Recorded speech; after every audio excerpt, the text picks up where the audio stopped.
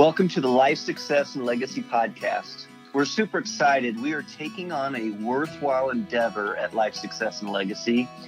Our intention is to honor Nelson Nash, the man, as well as the infinite banking concept.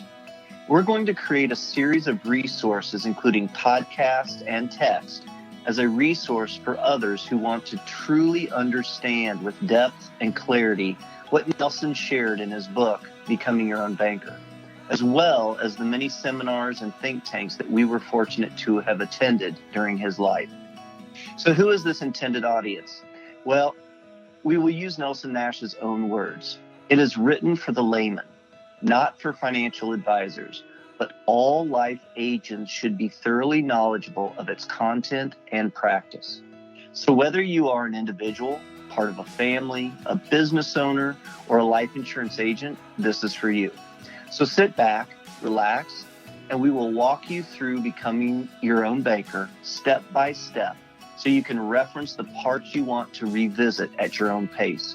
And we might have a little fun along the way. Hey, welcome back to another episode of the Life Success and Legacy podcast. My name is Chris Bay, and I'm part of the team at Life Success and Legacy that gets to hang around with the founder of Life Success and Legacy, Michael King Everett. How are you, Mike, this morning? Good morning, Chris Bay. Good morning. Vietnam or something. I don't know. That's an old Robin Williams movie. We were scheduled to start this probably about 25 minutes ago, but as is likely to happen on our team, we delve off into life and support each other and tell stories and commiserate. So we're starting our recording a little bit earlier or a little bit later than we had planned this morning. That doesn't matter to you, the listener, though. No. So we have been making our way through Nelson Nash's book, Becoming Your Own Banker, and we have made our way all the way up to page 36 in the 5th edition. Page 36 is creating the entity. So if you're listening in and you happen to have a copy of Becoming Your Own Banker, recommend that you have it open and just walk through this with us. Why are we doing this? One is to honor Nelson Nash and his life's work. Two is also to tap into Mike Everett and his experience, having been mentored and knowing Nelson and having heard Nelson's presentations dozens and dozens of times so that we can add a little bit more color to reading the book. And we hope that that's beneficial to people who are interested in IBC as well as practitioners, those who are teaching IBC. So Mike, we're going to jump into creating the entity. Let me first kind of identify some of the key points or concepts that we're going to be touching on in this chapter. Creating the entity. First of all, one of the main ideas is we all assume, or we now know, that banking and controlling your banking function is beneficial. So we're going to kind of check the box on that. But then we're going to dig into, and Nelson digs into, why whole life insurance? And why does Nelson say it may be misclassified? We're actually going to talk about tomatoes and potatoes. Nelson does, so we're going to.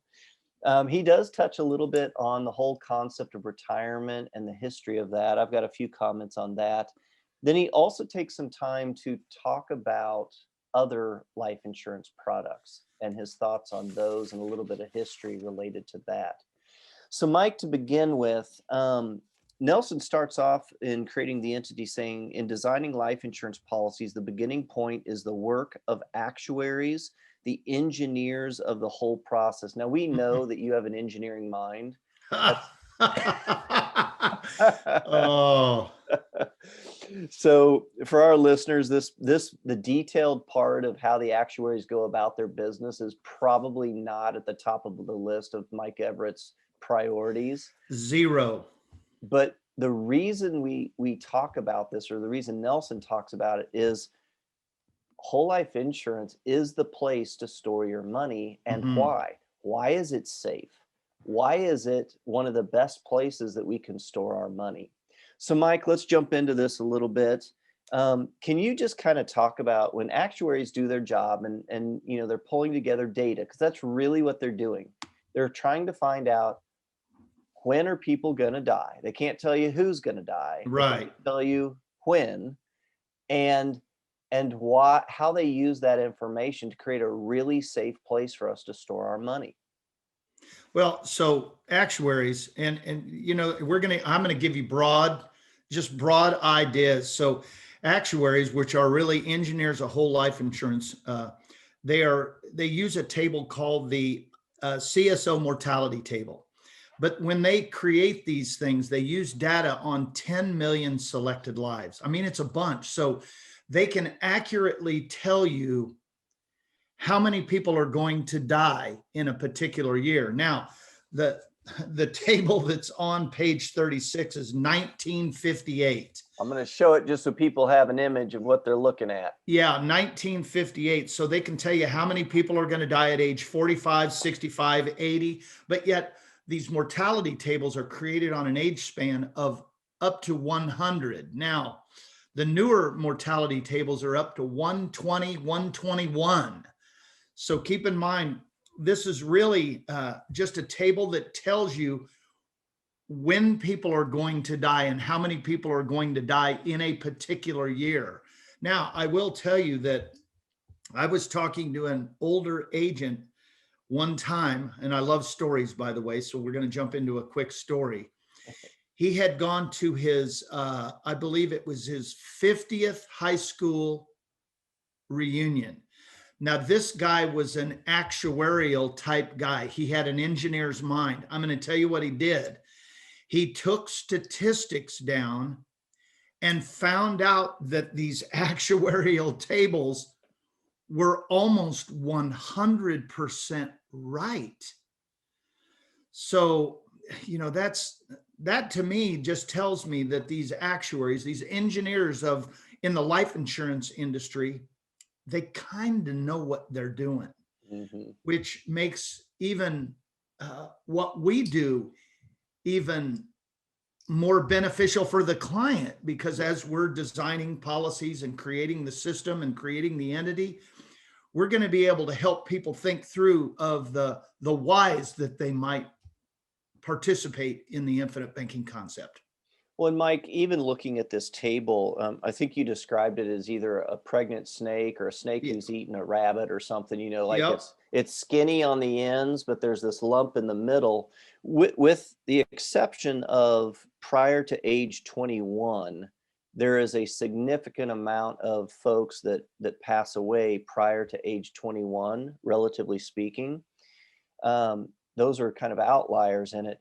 But I think that image tells us why our IBC policies are efficient, especially for those people who are kind of in that age bracket of, you know, 30, 35, all the way up to, say, age, you know, 50, 55, that range. Those are some of the most efficient policies, because 75% of the people who make it to, what is it, age 45 or something like that, are still alive. They're still alive at 65. So people aren't really dying during that time period.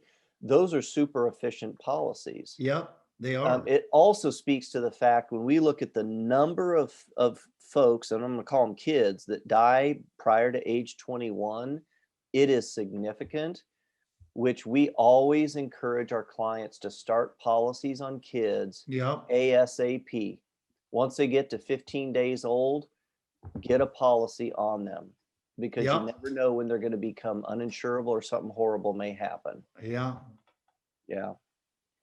Okay. So when they're collecting this information, they're not just grabbing people off the street. They've got a selected group that they're tracking this data, right? Yep, they do.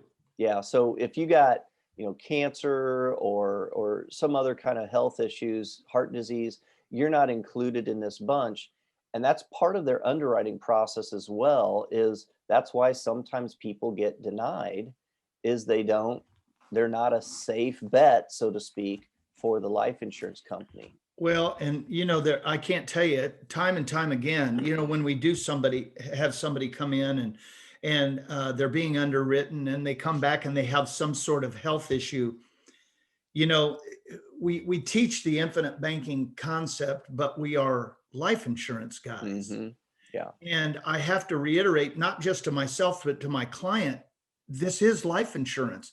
So it's the life insurance company that is going to issue a life insurance policy. So what they want to do is they want to make sure that these people are going to go down the road a ways. They don't really want people to pay the premiums and, 5 to 10 years from now die. Right. So they're doing this, they're doing their due diligence Which in is awesome. underwriting before they issue the policy. And that's awesome because for us, when we're thinking about it for banking, we want the company to be very secure and safe and reliable with our money. And Yes, we so do. And profitable. they've Yeah. been doing this for 111, 112 years. right. And so they've kind of got the system down. They're super safe. They're super predictable. I'm now at the top of the second column on page 36, and Nelson's talking about kind of the operations of the company and how they use this data and all that stuff. He brings up dividends again, and Mhm. he says if mortality experience is better than indicated by the mortality table, then it will reflect that fact by better dividends. And how do we define dividends, Mike? It's a return of premium. Right. So if they did better than expected, That's let's say right. less people died than they anticipated, the company did well, so they return those premiums to us in the form of a dividend, which is not taxable. Those And dividends are by the yeah, way, that's an IRS definition. That's not in the life insurance industry. That's an IRS definition. So those are not taxable, by the way. and I'm it's just throwing also that in. it also reinforces why as IBC practitioners we signed a paper that says we will only work with mutual companies for this. Because Correct. again, dividends with a mutual company come back to the policy owners, not to any stockholders. That's The right. stock held company, those dividends go to the stockholders. So Nelson finishes up that paragraph. He says, in fact, the substantial increase in dividends paid by companies can be attributed mostly to better mortality experience in the past several decades. And the reason being is because people are living longer. That's right. That's right. So okay, so now we jump into next paragraph there. He's talking about out of 100 out of the original 1,000 have died by age 45. And out of those remaining, 75% are still alive at age 65. Okay. Mm, And mm. then he starts getting into life expectancy. What have we seen with life expectancy? It's gone bigger. I mean, people are taking better care of themselves. We've got better medicine. We've got better medical facilities. I mean, we've got a specific doctors that do specific things. I mean, it's different than when I was a kid. I mean, when somebody got cancer when I was a kid, guess what? They died.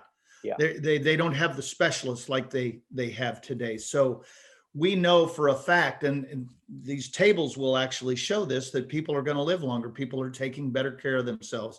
People have stopped smoking. They've stopped eating. Well, bad stuff. I can't say that myself, but um, there's been a giant increase in longevity. That's just the easiest. Well, that's what Nelson says. Yeah. So longevity, this brings up an interesting topic. If people are living longer, and yet in our minds, what is the average age that people typically think about in terms of retirement? 65. Age Oh my gosh. 65. Yeah, that's And me. so that hasn't changed, right? That hasn't Yeah. changed, and yet we're living longer, Yep. right? So Nelson speaks to that, and we've talked about in previous podcasts about how Yep. Nelson took the term retirement out of his Yeah. vocabulary. Now he's totally in favor of passive income, Yep. which is really, I think, a lot of times what people mean by retirement is the freedom to step away from having to work for their income.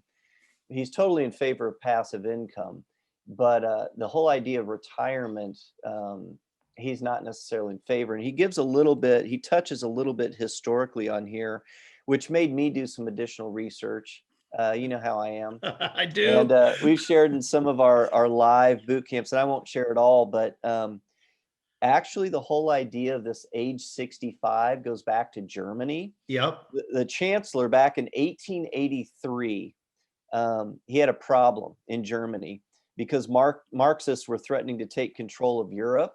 So what he did is he said, hey, any non-working German over the age of 65, I'm going to give you a pension. Okay. Here's the thing though, penicillin hadn't been invented yet. That's right. So nobody was living past the age 65. He wasn't a dummy, right? Mm-mm. And yet that age 65 has transitioned to across the world. Yep. Actually, in 1935, President Franklin Delano Roosevelt signed the Social Security Act in law.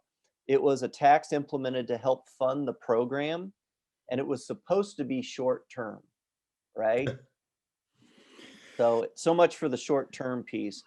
But that gives a little bit of the history of how we think about it. And what we're actually doing is we're taking people. So for example, Mike Everett, let's just say that you're 65, you're there, Yep. and you just hung it up and said, I'm done. I'm going to go play golf. I'm going to hang out with my grandkids, and I'm not going to contribute. I'm not going to be a sage.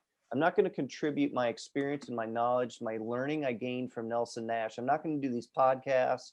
I'm not going to mentor young IBC coaches. I'm not going to teach clients who are interested in IBC.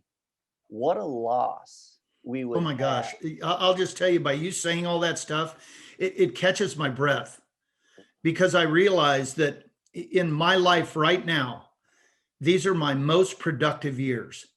And God has given me the ability to be able to communicate this concept to people, to be able to give people hope, to be able to give people the thought that there is possibility of freedom in their in their in their financial world.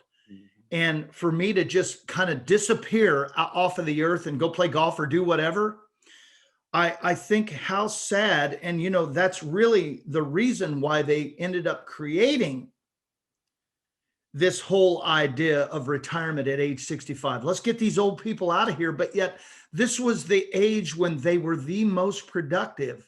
And yet, by the way, when they did this, people were only living to about age 61 during this time period when this was all created. But now people are living, holy cow, 75, 85. We've got 90-year-old people that are still in great health. I mean, I think about this guy out in Quinter, Kansas.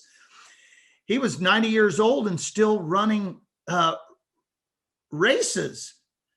Yeah, I mean, he wrote a book at age 100 about him running a race. And I'm going, holy cow, I hope I'm that guy. I said to my kids the other day, I said, I'm thinking 120, 121. I think I'll be still kicking it around. I'd like to beat, me, I'm not competitive. Right. Right. I'd like to beat the graphs and the charts. That's all I'm interested in. Winning.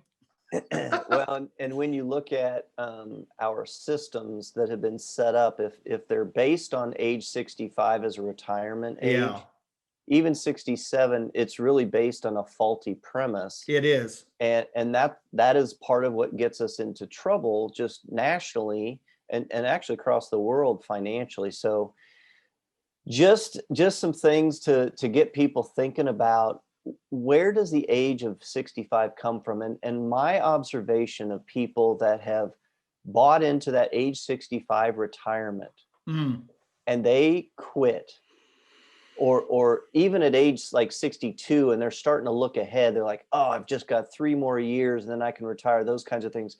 What I see is they start to drop off physically, mentally. They're not engaged. They lose purpose in life.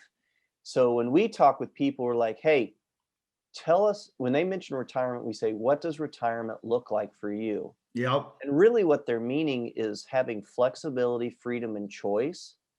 And we're like, you don't have to wait till age 65 for that. Right. Let's get your IBC system going. You can have flexibility and freedom and choice way earlier than that. Right now. And have passive income. So let's start talking about what you really want life to look like for you.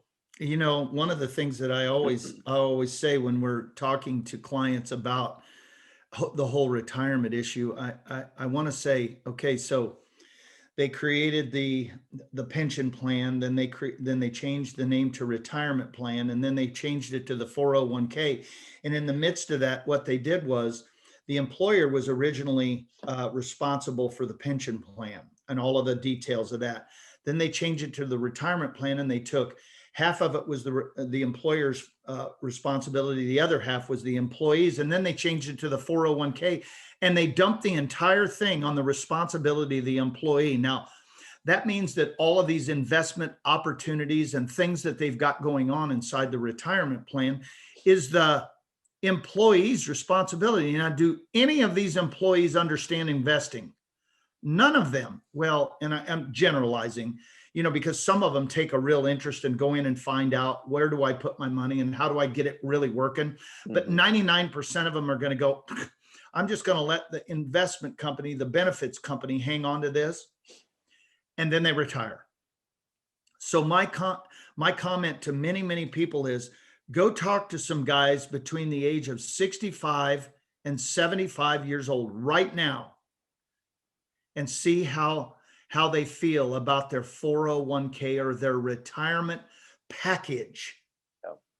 I think people's eyes will be completely open. So your comment that this whole thing was actually created on a faulty premise is exactly correct. So what we've got to do is, we as infinite banking people are helping people think beyond the 65-year age, but yet help them create this kind of freedom and flexibility in their lives today. Yes. So as they're building their plan, they even build in more flexibility and more freedom as time goes along, because what's happening is we're designing and creating this plan that's not going to work for them just right now, but it's going to be unbelievable down the road. Yeah. Sorry, went off on a tangent. No, that was good Got excited. It's right in our lane, because we love what we get to do. Yep. And I don't imagine a time when I would stop doing this. It might look different. I may have different roles and things like that, but why would I stop doing this? Why would I stop contributing and sharing this concept with people? And I know you feel the same. Oh my goodness. So we're going to wrap up this section of the podcast, and we're going to turn around and get started right away with the next part of it. But I want to end with this. Nelson says he once read that John Templeton, the creator of the Templeton Fund, who, quote, retired at age 80, is now doing only charitable work and working harder than ever, he says. He made the observation that all should plan on working to at least age 70 before considering retirement. The most productive years are being wasted, as you mentioned earlier. Amen. Yeah. Hey, thanks for joining us. We're going to jump right back into this for our next podcast, trying to break it up into small chunks for you guys. And if you don't have a copy of Nelson Nash's book or any of the others, you can find a variety of resources on our website at lifesuccesslegacy.com. We appreciate you taking the time to walk through Nelson's book with us and honor him, the man, as well as his ideas. Thanks for joining us. We'll catch you next time.